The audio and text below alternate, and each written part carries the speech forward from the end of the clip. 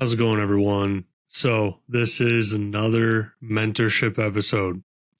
It's been a while. I just want to talk for a little bit. It's been a while since I did one of these.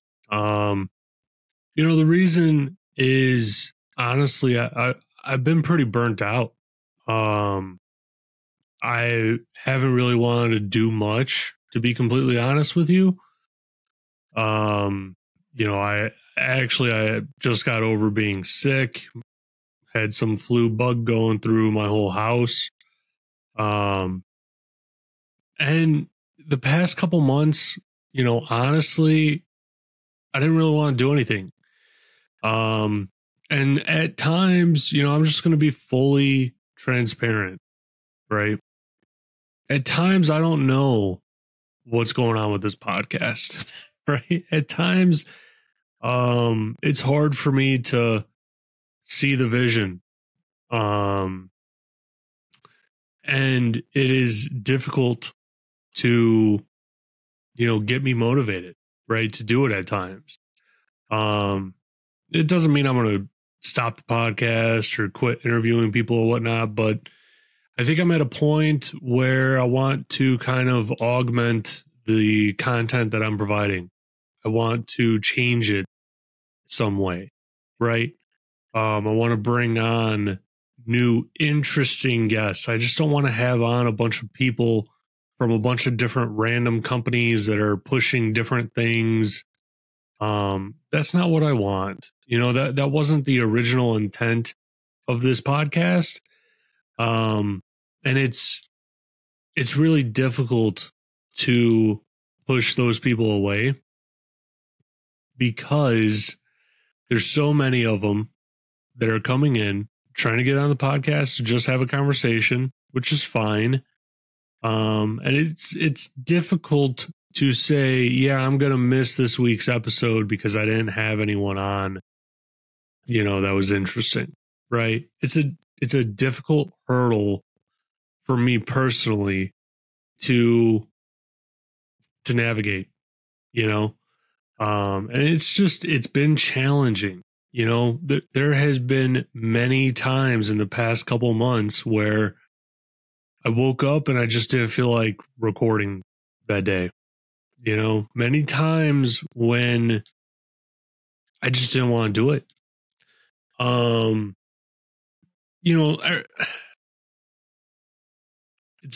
It's difficult, all the different things that I've been doing. I started working on my PhD, and I don't even know if I'm going to continue that, because I have found that when my heart isn't in something, it's better to just cut it off. It's better to just drop out of it because it's probably not, meant for me in some way, right? And that's the difficult part. Now, obviously, I'm not stopping the podcast or anything like that, but, I would surely expect the content of the podcast to be changing a bit. I think I'll still do mentorship episodes and whatnot, but, the interviews that I do, I really want to bring on interesting people. I had on Chris Roberts last year, right? Super interesting guy, extremely interesting background. He has worked on some of the most impressive things, out there in the cybersecurity world, in my opinion. I had on, another Chris, right? That is a cyber warfare mercenary, that is something that is so unique. I didn't even know it existed. It makes sense for why it exists and everything like that. But, if I wouldn't have talked to that person, I never would have known that it existed, because everyone always thinks of those people as like, hackers that are trying to do things, for themselves or whatnot. You never think that maybe a company or maybe an organization reaches out to these people and says, hey, I'll give you $1 million to get us a foothold into this power grid of a rival nation or an enemy nation. That's what we were talking about on that episode. And so I want to have more conversations like that. I want to, kind of explore the possibility of this field, not just the journey of getting into it. I want to explore the possibilities that reside within it, because I feel like 99% of us, 95% of us, don't really know what's out there, right? We know security is a hot field. We know it's a hot topic. You see it in the news every once in a while. You see these companies having to pay billions of dollars in fines and fees and penalties and all these sorts of things related to different cybersecurity hacks. You hear about the job market shortage or the workforce shortage in cybersecurity. All of those things are very real. And we'll continue talking about them on the podcast and whatnot. But you don't hear about these fringe aspects of cybersecurity. You don't hear about how Boeing is securing its, new 737 or 777 aircraft, right? Like you don't hear about that. You don't hear about, the people that are hacking, right, military bases and doing pen tests on military bases and things like that. You don't hear about that. I want to bring that to this podcast. I want to bring that to you guys. And so I'm going to try and do it. I'm going to try and make it happen. There's a lot of work that I have to do on my end. I want to revamp the entire website. I think I did that maybe a year or two ago. Well, I want to revamp it all, right? I want to offer a new all-in-one place experience for this podcast. So if you like the content of it, it's all right there. It's all in one place. So, with that out of the way, let's go ahead and dive into 2024. It's January. It's right at the end of January, beginning of February. You should already have your goals in mind. We talk about this a lot, right? But they should already be written down. They should already be, thought through and everything else, right? Everything that you need to be successful this year, it should already be in place, right? Maybe it is getting a subscription to Code Academy so that you can learn Python or Golang, a little bit better than you did before, right? Maybe it's a Cloud Guru subscription for you to get more certifications and more training with the cloud. All of these things, matter, right? And it sets you up for success later on because maybe you don't have the time right now to knock it out. Maybe you don't have the time in February to knock it out. But in March, do you really want to be thinking about, I got to sign up for this Cloud Guru thing or what? No, you don't. You want to just hop into the portal. You want to make it easy.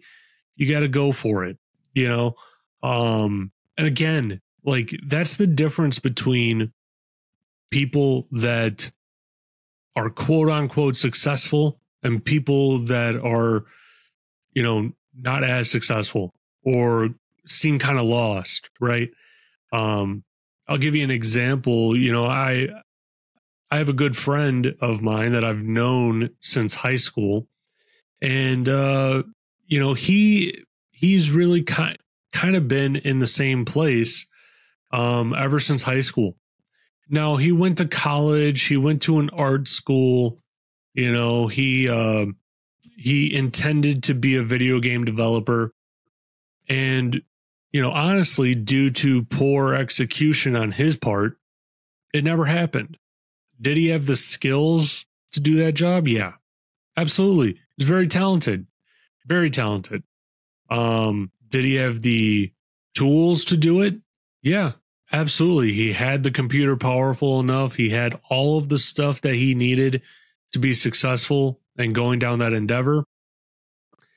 And it never worked, right?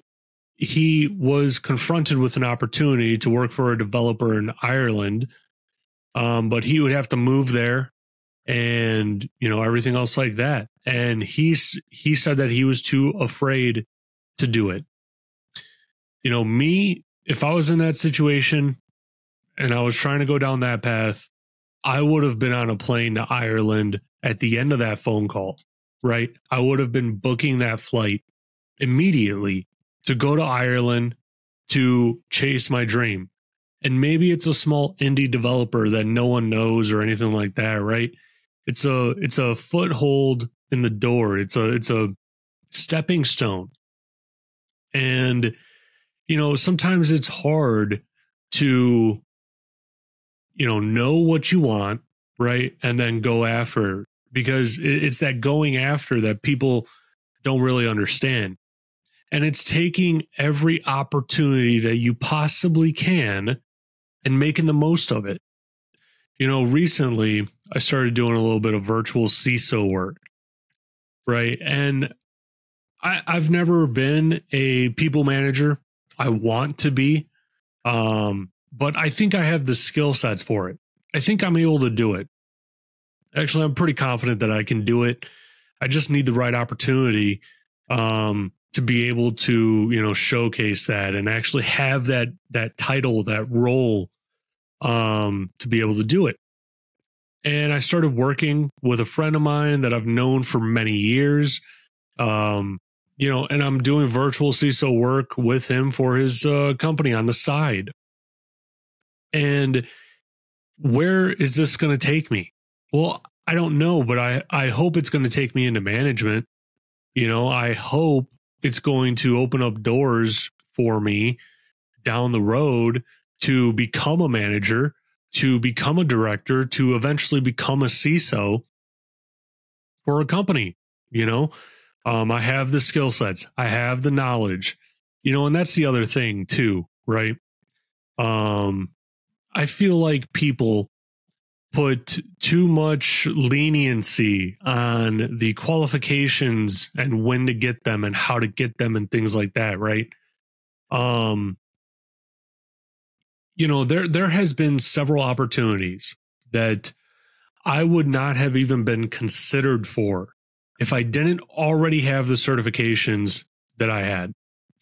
I'll let you in on a little secret. Several months ago, I was talking to Amazon.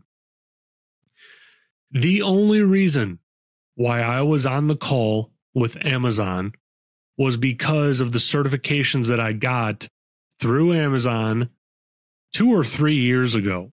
I mean, literally 2 or 3 years ago, and I'm the only one on the call with this certification. There's Amazon engineers, there's Amazon architects, and they don't have the certification that I have. And they're asking me for advice on different things. This is Amazon. This is, big time talking to Amazon, trying to get things done. But that opportunity wouldn't have just, been given to me if I never had that certification, right? Even if I knew the right people, they wouldn't have put me in that room, that virtual room, so to speak. Right. And so you have to think forward. You have to think, okay, I want to be a CISO someday. Well, what does that look like? Well, it looks like specializing in a couple different areas. It looks like getting the CISSP. It looks like getting the CISM. Well, why don't you get those things now? Why don't you knock them out now? And guess what? As you're doing it, time goes by. And as time goes by, you become more and more prepared for the role that you want. You get more and more prepared for, your future self, your future opportunity, right? The world works not really in mysterious ways. I would say that it kind of works, as you demand of it. It works in a way to where you're putting a demand on yourself and saying, I am worth this. I am worth, becoming a CISO, right? I am able to become a CISO. And once you ingrain that in your head, you start thinking, how do I become a CISO? Well, what qualifications do they have? and going through it and making that progress. And as time goes on, you will eventually be presented with an opportunity to, have that role, have that opportunity to become what you wanted to become. And you'll look back and you'll be like, oh man, that was 5, 7, 10 years of hard work, 15 years of hard work, 20 years of hard work. But guess what? What did that 10, 15, 20 years of hard work enable you to do? It not only enabled you to reach your goal of becoming a CISO. This is just an example, right? Not only it allowed you to, reach your goal, but it allowed you to provide for your family in an enhanced way, right? It allowed you to provide for your community in an enhanced way. That's the goal. Like I love being a dad. My favorite thing in the entire world is being a dad. If I could do one thing for the rest of my life, it would be a dad. It wouldn't be a podcast host. It wouldn't be, cybersecurity engineer or CISO or anything like that. Like I absolutely love every minute of waking up at 2 a.m., 3 a.m., 4 a.m. to take care of my little baby, to be there for them. This opportunity, this career opportunity that I have, that we all have, it should be enabling you to provide a better life for your family, for the ones that you care about, for the ones that you love. That's how I view it, and every day that I don't want to do something, that I'm putting it off, it delays those goals. It delays me being able to pay for college. It delays me being able to pay for their retirement. I mean, think about that for a minute. Like I came from nothing, right? I came from nothing. I graduated high school. I had nothing to my name except for the money that I worked for because I had a job. I had no help getting through college. I had no one to tell me, oh, you should set up a Roth IRA, or, oh, you should invest in a 401k when you get a job, or anything like that. I had nothing. Okay. And now, right, you fast forward 10, 15 years, and I'm thinking about setting up a retirement account for my kid. The stark contrast that my kids will have compared to what I had, compared to where I started from and what I started with and whatnot, will be completely different. And that is how it should be. Every generation should be better. Every generation should be doing bigger and better things.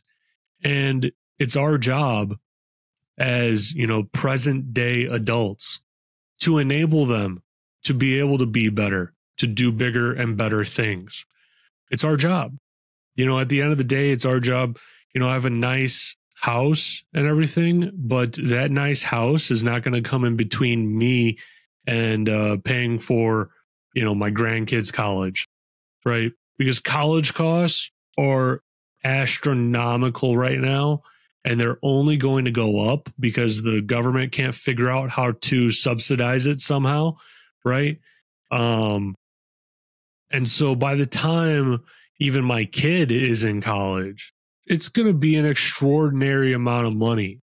I have a friend of mine, and his daughter is, getting ready to go to college in a year, I believe.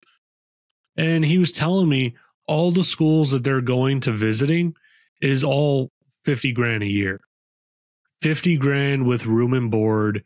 I mean, that's insane, right? So how do you even prepare for that? Well, you got to do the work now. You got to put in the work now. You have to set those goals now.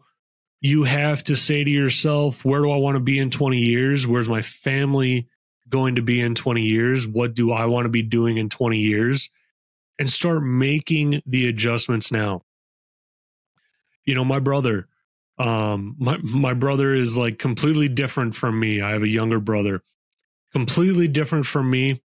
I went to college. He went to trade school. There's nothing wrong with going to trade school. Nothing wrong with it. I actually envy him for going to UTI and, learning to be a mechanic and everything like that, because like now I'm starting to get into cars more and I really enjoy that. I think it's really cool and whatnot. But he's in the career field and he hates it because it really destroys his body.